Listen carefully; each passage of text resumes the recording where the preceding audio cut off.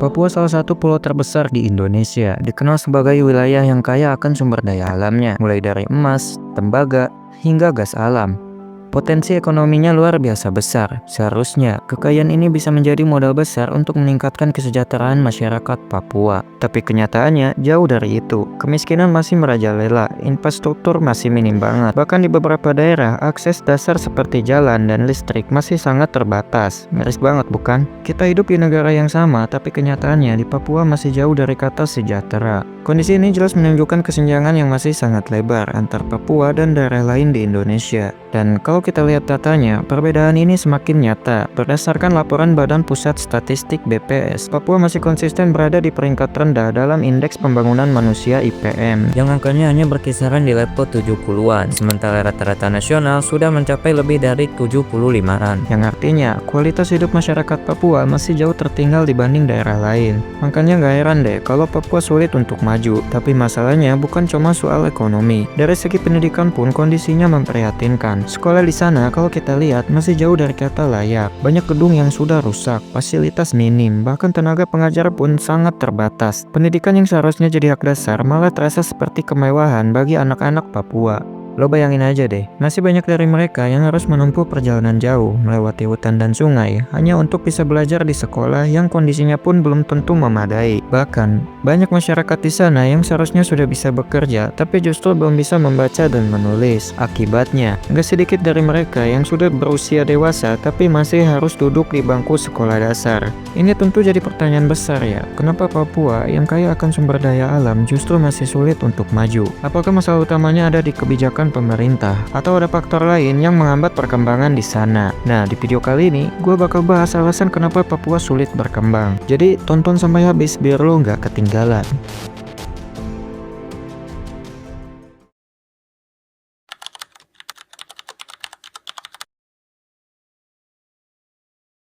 Kalau kita bicara soal kenapa Papua sulit untuk maju, pasti nggak bisa lepas dari pola pembangunan di Indonesia. Bahkan sampai sekarang, pembangunan masih sering terpusat di Pulau Jawa. Tapi kalau kita geser ke Papua, kondisinya jauh berbeda. Perkembangannya nggak sepesat di daerah lain. Dan salah satu penyebab utamanya adalah infrastruktur yang masih sangat terbatas. Kenapa ini bisa jadi masalah besar? Karena banyak wilayah di Papua yang belum terhubung dengan baik, terutama di daerah pedalaman. Ada banyak kawasan yang satu-satunya akses hanya lewat udara, karena jalan darat belum tersedia, dan ini berdampak ke hampir semua aspek kehidupan masyarakat di sana. Contohnya, bagi mereka yang tinggal di daerah terpencil, perjalanan ke kota untuk sekedar membeli kebutuhan pokok bisa jadi perjuangan besar. Banyak yang harus berjalan kaki berjam-jam. Belum lagi ongkos transportasi yang sangat mahal, karena hampir semua logistik harus diangkut lewat udara. Lo bayangin aja deh, sesuatu yang bagi kita di kota terasa mudah, bagi mereka bisa jadi sesuatu yang sangat sulit dan mahal. Pemerintah sebenarnya sudah punya program untuk memperbaiki infrastruktur di Papua, seperti proyek Trans Papua. Tapi lagi-lagi, pembangunan di sana nggak semudah yang dibayangkan. Kondisi geografis yang ekstrim dengan pegunungan yang terjal dan hutan lebat jadi tantangan besar dalam membangun jalan dan akses transportasi. Tapi masalahnya nggak cuma itu. Ketimpangan sosial dan pengelolaan sumber daya alam juga jadi faktor utama kenapa Papua sulit berkembang. Meskipun kaya akan sumber daya alamnya, distribusi kekayaan di sana masih jauh dari kata merata. Seringkali, pengelolaannya justru lebih menguntungkan pihak luar ketimbang masyarakat lokal itu sendiri. Dan akibatnya, meskipun tanah Papua punya emas dan kekayaan alam melimpah, kehidupan banyak penduduknya tetap terjebak dalam kemiskinan. Sebagian besar hasil dari tambang, gas, dan sumber daya alam di Papua lebih banyak dinikmati oleh perusahaan besar dan investor dari luar. Sementara masyarakat lokal itu sendiri seringkali tidak mendapatkan bagian yang adil dari kekayaan tanah mereka sendiri. Dan yang lebih parahnya lagi, dampak lingkungan dari aktivitas pertambangan ini justru merugikan mereka. Air tercemar, hutan yang rusak, dan tanah adat pun terancam. Padahal, kalau pengelolaannya dilakukan dengan lebih bijak, misalnya dengan memastikan masyarakat lokal ikut merasakan manfaat ekonominya, mungkin ceritanya akan jauh berbeda. Tapi sayangnya, keuntungan lebih banyak mengalir ke pihak luar, sementara masyarakat asli Papua tetap hidup dalam kesulitan. Banyak dari mereka bahkan tidak memiliki akses pekerjaan yang layak, meskipun tambang-tambang besar itu berdiri di tanah mereka sendiri. Dan alhasil, kesenjangan semakin melebar. Sebagian besar masyarakat Papua masih harus bergantung pada pekerjaan informal seperti bertani dan berburu, yang penghasilannya pun jauh dari kata stabil.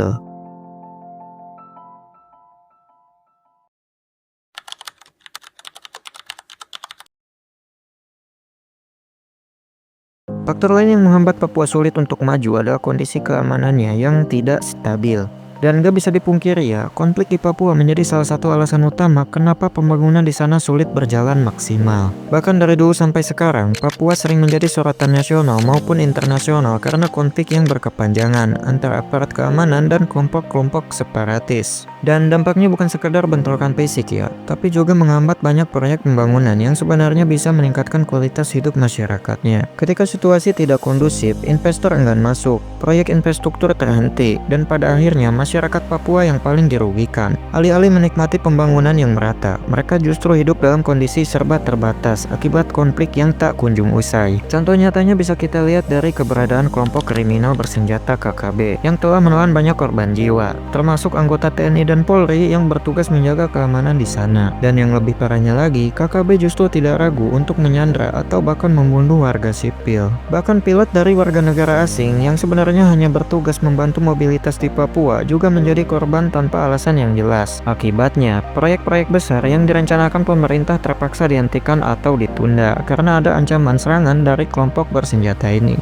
Situasi ini jelas membuat para investor dan pekerja di lapangan khawatir akan keselamatan mereka, terutama di daerah-daerah yang dianggap rawan konflik. Alhasil, pembangunan yang seharusnya membawa kesejahteraan bagi masyarakat Papua justru terhambat karena masalah keamanan yang tak kunjung selesai. Makanya, gimana cara pembangunan di Papua bisa berjalan masif kalau situasinya aja seperti ini? Investor jadi ragu-ragu untuk masuk ke Papua, padahal tanpa investasi, pembangunan akan sulit berkembang. Kita semua tahu bahwa investasi baik dalam maupun luar negeri berperan besar dalam mendorong pertumbuhan ekonomi. Tapi masalahnya, banyak investor yang enggan masuk di Papua karena faktor keamanan yang tidak stabil. Dalam dunia ekonomi, ketidakstabilan geopolitik menciptakan rasa ketidakpastian, dan itu menjadi salah satu faktor utama yang menghalangi investasi. Akibatnya, Papua kehilangan peluang besar yang seharusnya bisa menjadi kunci percepatan pembangunan di sana. Dan masalahnya tidak terhenti di situ ya. Selain konflik antara aparat dan kelompok separatis, Papua juga mengalami konflik horizontal, yaitu pertikaian antar masyarakat lokal. Bentrok antar suku atau kelompok sering terjadi, yang makin memperburuk kondisi keamanan di banyak daerah di Papua. Ketika masyarakat mulai terpecah, pembangunan pun semakin sulit diwujudkan. Dalam situasi seperti ini, sangat sulit bagi pemerintah, baik pusat maupun daerah, untuk menjalankan program pembangunan secara efektif.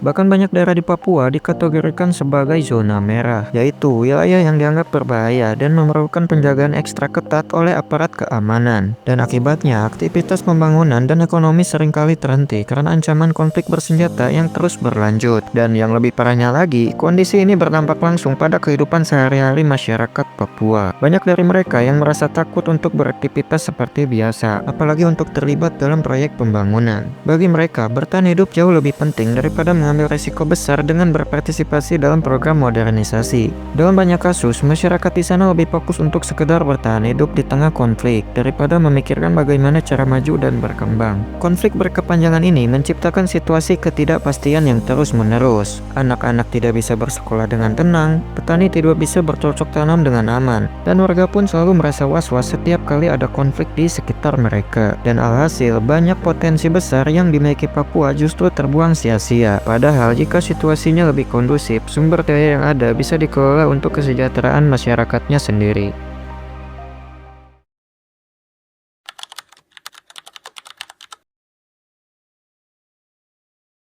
Di balik semua masalah yang terjadi di Papua, ada satu pertanyaan besar yang sering muncul. Apakah Papua sengaja dibiarkan tertinggal agar masyarakatnya tidak bisa mengelola kekayaan alam mereka sendiri? Dan kalau kita lihat realitanya, Papua punya sumber daya alam yang sangat melimpah, mulai dari emas, tembaga, gas alam, dan hasil bumi lainnya. Tapi kenapa masyarakat di sana justru tetap hidup dalam kemiskinan dan sulit mendapatkan pendidikan yang layak? Salah satu teori yang berkembang adalah bahwa ada pihak-pihak yang sengaja membuat masyarakat Papua sulit berkembang. Dengan kata lain, mereka dibiarkan tertinggal agar tidak dapat mengelola sumber daya mereka sendiri, sehingga kekayaan Papua bisa lebih mudah dikuasai oleh pihak luar, baik itu perusahaan besar maupun elit politik. Dan faktanya, kalau kita lihat dari sisi pendidikan, Papua masih jadi salah satu daerah yang tingkat buta hurufnya tertinggi di Indonesia. Banyak anak-anak yang seharusnya sudah bisa bekerja tetapi bahkan belum bisa membaca dan menulis dengan baik. Sekolah-sekolah di sana pun seringkali dalam kondisi yang memprihatinkan. Minim fasilitas, kekurangan guru, dan bahkan ada yang terpaksa tutup karena konflik. Dan yang lebih mencurigakannya lagi, akses terhadap pendidikan ini justru tidak pernah benar-benar diprioritaskan.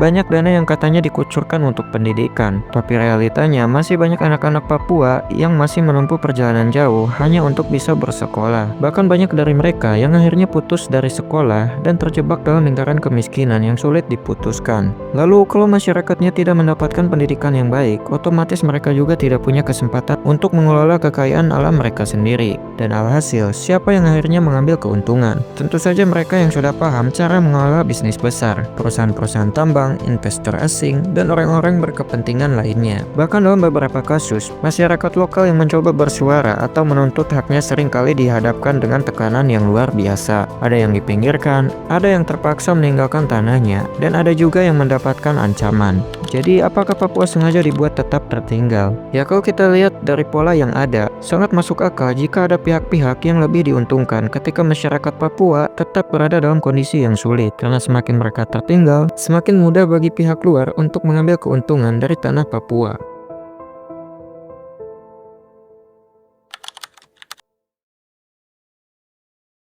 Jadi kalau kita lihat dari semua yang udah gua bahas tadi, Papua itu sebenarnya punya potensi besar buat maju. Kekayaan alamnya yang luar biasa, tapi nyatanya masyarakat masih hidup dalam kesulitan. Ada banyak faktor yang bikin Papua susah berkembang, mulai dari ketimpangan infrastruktur, pengelolaan sumber daya yang gak adil, konflik berkepanjangan, sampai dugaan bahwa masyarakat Papua sengaja dibuat sulit untuk berkembang. Dengan kondisi yang seperti ini, kita jadi bertanya-tanya, siapa sebenarnya yang paling diuntungkan dari situasi ini? Dan lebih penting lagi, apakah ada harapan buat Papua bisa bangkit? Satu hal yang pasti, selama akses pendidikan, ekonomi, dan keamanan di Papua masih kayak sekarang, bakal susah buat mereka lepas dari kemiskinan. Solusinya gak bisa cuma sekedar pembangunan fisik, tapi juga pemberdayaan masyarakatnya itu sendiri. Papua gak butuh belas kasihan, mereka butuh kesempatan yang adil. Jadi menurut lo, apa Papua masih bisa maju di masa depan? Atau justru akan terus seperti ini? Tulis pendapat lo di kolom komentar.